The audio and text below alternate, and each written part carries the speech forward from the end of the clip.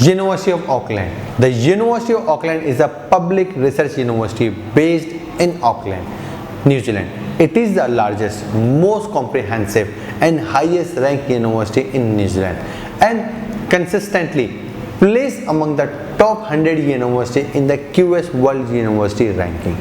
The institution was established in 1883 as Constitute College of University of New Zealand. Today, the University of Auckland is the New Zealand's largest university by hosting about 40,000 students on 5 Auckland campuses. The city campus is in Auckland CBD, has the bulk of students and facilities. There are 8 facilities including law school. There are 8 faculties including law school as well as 3 associated research institutes. नज़र डालते हैं इसकी इनकी requirements पे। At undergraduate HEC में intermediate वाले का minimum 75 to 80% marks on average major में होना बहुत ज़रूरी है। Then they are eligible. A levels में BCC से CCC होना बहुत ज़रूरी है और हायर तो मिनिमम CCC मैक्स BCC में मैंने देखा कि मोस्टली तमाम प्रोग्राम्स मिल जाते हैं। नर्सिंग एंड आर्किटेक्चर के लिए ए लेवल्स के स्टूडेंट्स का BBB होना बहुत ज़रूरी है। HEC वाले की 82 से 85% होना चाहिए आपके पास ऑन एवरेज मेजर सब्जेक्ट्स में। हेल्थ साइंसेज एंड इंजीनियरिंग वाले स्टूडेंट्स के पास ए लेवल्स में आपके पास ABB इनकी रिक्वायरमेंट है हेल्थ साइंसेज के स्टूडेंट्स के लिए और इंटरमीडिएट वाले के पास ऑन एवरेज 85% मेजर्स में होना बहुत ज़रूरी है। ओवरऑल भी 85 हो और मेजर सब्जेक्ट्स में 85 हो। Then they are eligible for the admission on direct entry. Postgraduate पे completion of bachelor's degree with minimum 3.5 CGPA और अबव होना बहुत ज़रूरी है आउट ऑफ 4, विच मीन्स के परसेंटेज में अगर से आप कन्वर्ट करें तो इन बिटवीन 83 to 87% के इन बिटवीन ये बन जाती हैं। बात करते हैं इसकी लैंग्वेज रिक्वायरमेंट के बारे में। जो आइल्स है, आइल्स आपके पास overall 6.0 with no less than 5.5 in each होना बहुत ज़रूरी है at undergraduate level. For postgraduate के लिए 6.5 with no less than 6.0 in each होना बहुत ज़रूरी है। TOEFL IBT ओवरऑल 80 इसका रिक्वायर्ड है with 21 score in writing is necessary. Post graduate पे ओवरऑल 90 रिक्वायर्ड है with 21 in writing necessary. PT overall 60 होना चाहिए विद 21 इन राइटिंग। आप समझेंगे PT होगा और PT ओवरऑल आपके पास पोस्ट ग्रेजुएट के ऊपर 58 होना चाहिए with no communication skill of minimum in 50 in each. तो आपको पोस्ट ग्रेजुएट के लिए रिक्वायर्ड होगा। आप ट्यूशन फी की बात करते हैं, जो अंडर ग्रेजुएट की आर्ट्स की डिग्री है एट दिस यूनिवर्सिटी 28,150 से लेकर 31,320 न्यूजीलैंड डॉलर के इन बिटवीन तमाम आर्ट्स की डिग्री मिलती है। Bachelors of arts and sciences 34,790 New Zealand dollar पर एनएम में ऑफर होता है। Bachelors of communication in expensive arts 34,790, bachelors of communication in expensive arts and media 34,790 पर एनएम पे अवेलेबल है। Bachelors of commerce in business analytics 40,558 पे available है। Bachelors of commerce in international business 40,558। Bachelors of global study in international relation business 43,940 New Zealand dollar. Engineering की तमाम degree 48,880 में available है। Education 34,123। Bachelors of sports health and physical education in sports science 34,123। Bachelors of law 39,786। Bachelors of commerce in commercial law 40,558।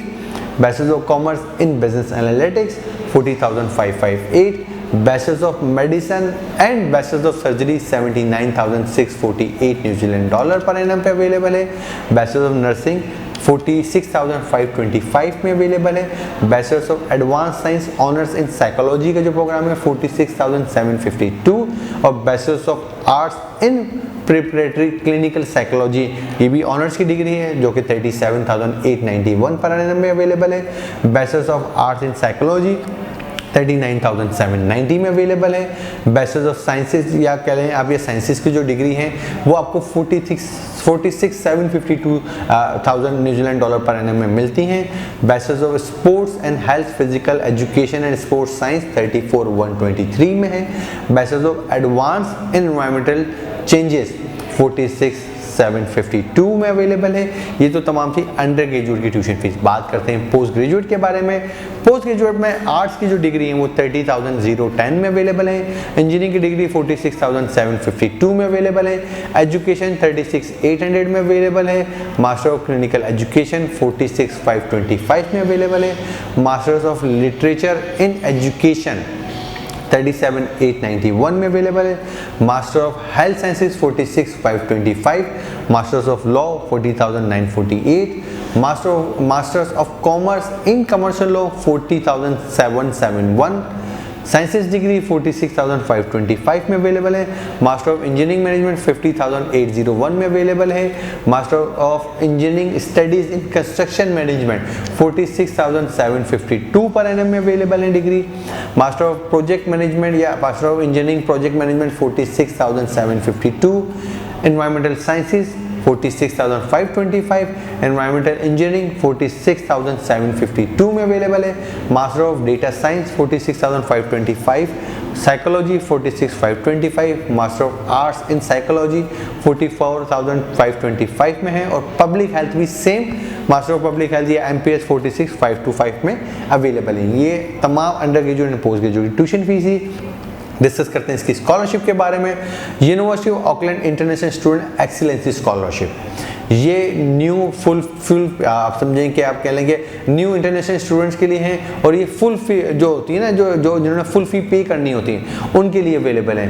As मैंने इनकी तमाम information निकाली है scholarship से रिलेटेड कि अंडर ग्रेजुएट पोस्ट ग्रेजुएट के लिए क्या है, कितने क्रेडिट पॉइंट्स आपके पास होने चाहिए, वो तमाम as you can see on my screen. इसके साथ साथ आपकी जो इसकी ओपनिंग डेट है वो 10 अक्टूबर है। तो इस साल 10 अक्टूबर 2022 में इसका पोर्टल ओपन होगा।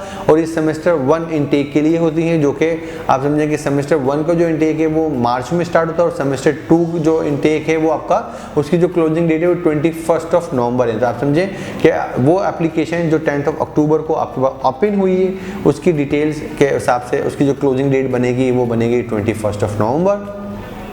और जो आपके पास सेमेस्टर 2 के लिए जो अपना जो सेमेस्टर उसके जो सेकंड डेडलाइन आएगी सेमेस्टर 1 के लिए, वो आप समझें कि आपके पास 20 अप्रैल को आप समझें कि उसके जो है वो सेकंड सेमेस्टर की एप्लीकेशन को लिया जाता है। इसमें 1 ईयर आपकी टेन्योर रहते हैं स्कॉलरशिप की। स्कॉलरशिप का जो वैल्यू ऑफ अवार्ड है वो अराउंड 10,000 न्यूजीलैंड डॉलर का है। अप टू 50 अवार्ड्स ये अवेलेबल हैं। और इसमें under graduate and post graduate दोनों ही के स्टूडेंट्स आर एलिजिबल, जो हैं दोनों ही अप्लाई कर सकते हैं इस अवार्ड के लिए। तमाम इसको सिलेक्शन क्राइटेरिया इस अवार्ड का क्या है वो आप मेरी स्क्रीन पे देख सकते हैं। और इसको कैसे अप्लाई करना है वो सारी की सारी इन्फॉर्मेशन आपकी मेरी स्क्रीन पे है। बिसाइड दिस मेरी वेबसाइट studyabroadupdates.com, मैं इसकी डिस्क्रिप्शन अपनी लिंक में भी दे दूंगा। इस वेबसाइट पे जाएं, यहाँ पर मैंने ब्लॉग्स में तमाम स्कॉलरशिप से रिलेटेड इन्फॉर्मेशन मेंशन की हुई है।